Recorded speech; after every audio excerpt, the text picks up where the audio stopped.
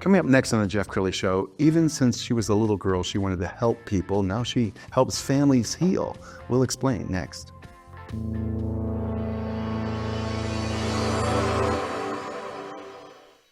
Many are predicting that the worst is yet to come, which is unfortunate, said one person here.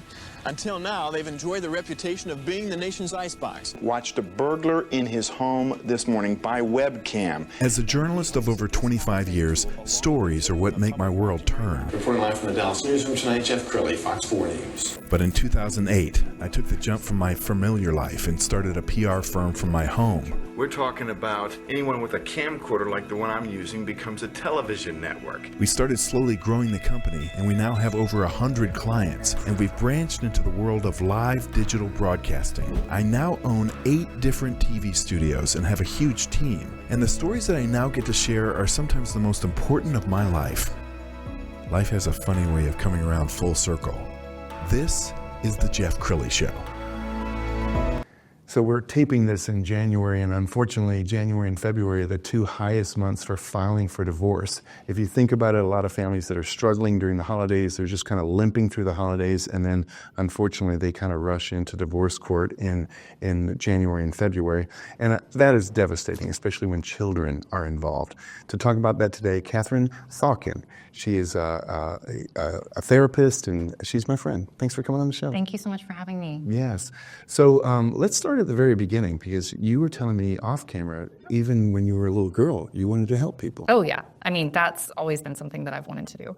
Originally, the idea started as a attorney, and that was one of those moments that I was like, oh, well, that's what I should do, because everybody is supposed to be a doctor or a lawyer, and I honestly hated dissecting things. So I went the attorney route, graduated from college early, went to law school, and then became a very proud law school dropout. And so I left law school and took a few months, and actually it only took about 1 month. And my husband, my now husband, who was my then boyfriend, he helped me figure out that what I actually wanted to do was get to people before they got to the legal system. And so that's how I landed on being a marriage family therapist. Yes. And you were telling me that your parents got divorced. They did. How old were you at the time? So I was a teenager. And so I was 16 when they actually finalized their divorce, and I was 14 when they filed for divorce. And my parents were actually married for 25 years. Wow. And so they did not have a nice, amicable split. And so it was also a catalyst for me to go, hey, I can help families figure out what it looks like to have an amicable split, or to figure out the issues in their marriage before it gets to the point of having a very contentious divorce. Yeah, and it probably gives you a lot of empathy with your clients. She first came on my radar screen because she's on Good Morning Texas all the time. Seems like every week you're on Good Morning Texas. I saw you, I think it was a week or 2 ago. Let's go ahead and roll that clip. Stomping with some huffing and puffing too. That can come when you tell your child, put down your phone or turn off the TV. And let's face it, after a holiday break, it can be hard to get your kids back to falling into that regular routine. So Katherine Thalken with Thrive and Shine Co. is here to help you reset their screen time, and maybe your own as well. Good morning, Katherine. Good morning. So glad to have you. Okay, so what should parents do when their kids respond negatively to having that screen time restricted? They always want to be on it. Of course, it's entertaining. So it's hard to get them to turn it off. Definitely. So first and foremost, acknowledge their feelings. I mean, guess what? If you tried to take away my screen time, I might have a meltdown too, right? Yeah. So we want to acknowledge their feelings, but bigger than that, we also want to set those expectations ahead of time, so that way we don't run into that power struggle that we can really get into when kids don't have well-defined boundaries. We want to set those expectations ahead of time, but also validate those feelings. Exactly. That's actually really smart. Parents have heard that they need to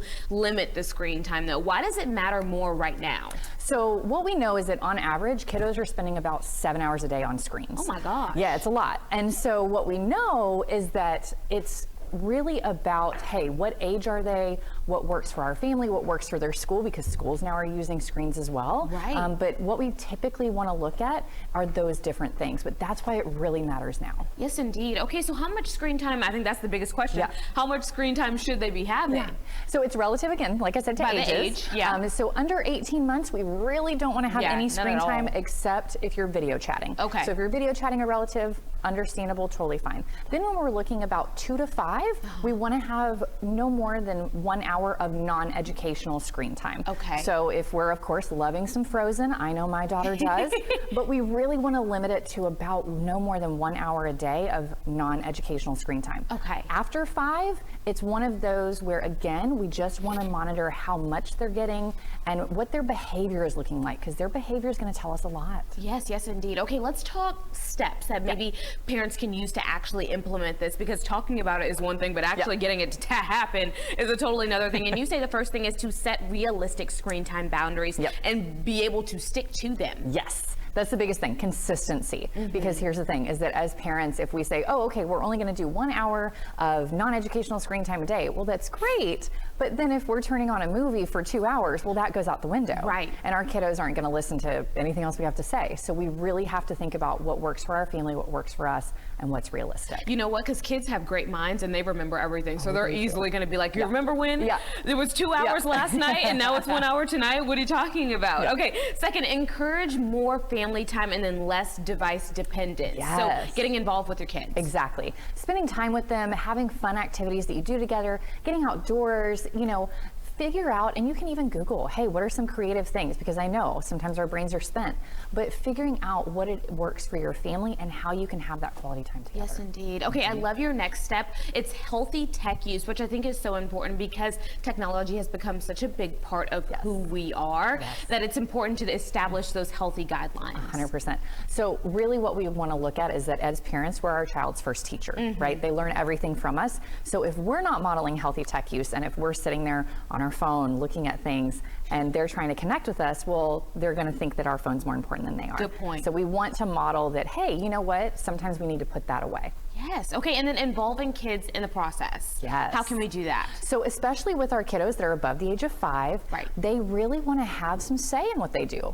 Now, I'm not talking about that they get to decide all the rules. Absolutely not. No. But it can be one of those of, okay, hey, if you want to pick between this show and this show, which one do you want to watch today? Giving choice. Exactly. Giving them some voice. Smart idea. Okay. And then prioritize quality over quantity. What do you mean by that? So that's more referring to our educational programming and what actual quality screen time they're getting. So finding things that are age appropriate, that our kiddos can learn from, that it can really help. You know, there's movies like Inside Out that teach about feelings, and we want to encourage that, especially for our kiddos to be able to have that educational screen time. And you say connection over correction, which I also think is a part of keeping kids involved in the process. I really like that saying. Yeah, I love it. And it's one of those where I hope that, you know, it's something parents can take to heart, because it really is about how can I connect with my kiddo and how can I use screens to connect with them too? Because you know what? Their favorite character might be on there, and how can I learn about them and use that in day-to-day life? Okay, I love that. Very good ideas. Tell me, where can people find you because you have such great knowledge? Thank you. So thriveshineco.com. And they can also call 817-415-0908. There we go. Okay, thank you so much for being here. Yeah, you're so poised, Katherine. And she's on Channel 8 all the time. Tell us more about some of the topics that you like to tackle. Yeah, so I mean, I really tackle anything that deals with family wellness. So whether it's parenting, relationships, anything kind of in that realm, in that gamut, because really what it's all about is helping people understand how they can make their families be what they want them to be. Yes, absolutely. Let's talk about tips, because I think we live in a society now where sometimes people go into a marriage and they say, well, I can always get divorced if it doesn't work out, kind of a disposable marriage philosophy. If a couple is struggling, what are some tips you can give us to how do they repair it? Yeah, so I mean, thinking about repairing a relationship is a daunting task. And it's something that people look at and they go, wow, we have all this history, all of these things that have happened. How do I come back from this? The first thing I tell couples is, where did your curiosity go?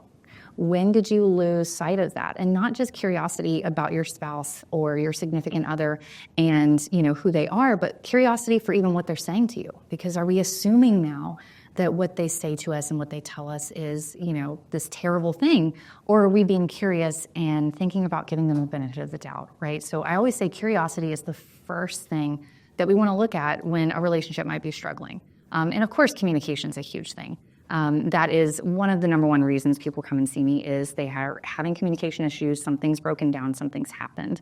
But really and truly, the basis of it is, when did we lose our curiosity? Yeah. And so let's talk a little bit more about communication, because I know couples know how to push each other's buttons. And so you might start with a civil disagreement, and then suddenly it gets into this, horror show because somebody is pushing up a button that, they shouldn't have pushed. So to have a healthy conversation, people actually have to listen with their heart, don't they? They do.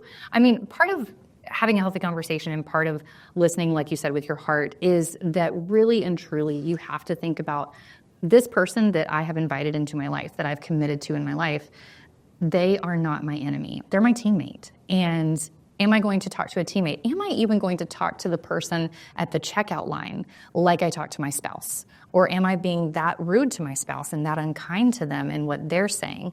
And so we really want to look at, what am I doing? How am I speaking? What am I portraying to my spouse? And are they responding to that of what I've given out, right? It all starts with, of course, looking inward. And then, of course, yes, your spouse is not 100% not to blame or can't take responsibility, but it is one of those where we want to look at ourselves, because that's the only thing we can control is ourselves. All right, so if somebody's watching this who says, I just found my therapist, what does the process look like? Do you get on a Zoom call, or do you talk to them on the phone, or how do you know if it's a fit? Yeah, so either one, although I don't use Zoom. Okay. I use a HIPAA-compliant platform where we do have a chat. So I offer 15-minute consultations where we can talk about, are we the right fit? Am I the right therapist for you? I do, of course, also do phone consultations too. But a lot of times what that's going to look like is that I say, hey, here's how I do things. I'm very straightforward, and I have a little bit of humor with things, because what we talk about is heavy and we've got to alleviate some of that. Plus we learn best when we're actually laughing. But that is how I do things. I call a spade, and that's how I am. And so if they're looking for a different type of therapist, then I'm going to refer them and give them some names of a different therapist that might be a better fit. Or if they're needing individual counseling as opposed to couples counseling, while I do see individuals, I specialize mostly with couples. And so if they're looking for individual counseling, I'll refer them to somebody that might be a better fit for them. So yeah, that's kind of what it looks like. So you've been an amazing guest. We're going to end with her website, which is thriveshineco.com. Thanks for coming on the show. Thanks so much for having me. You bet. That's it for now. We'll see you next time.